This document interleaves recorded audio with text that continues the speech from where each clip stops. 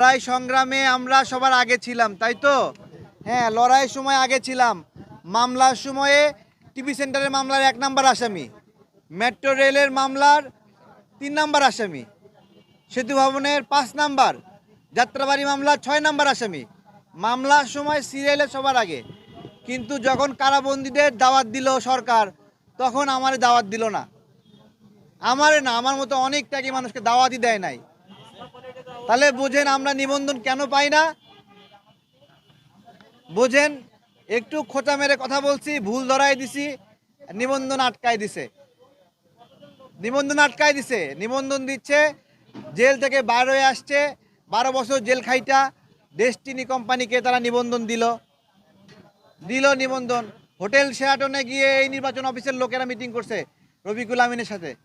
আমাদের কাছে তথ্য আছে। আমরা মরে যাব দরকার হলে, তারপরে এখান থেকে সরব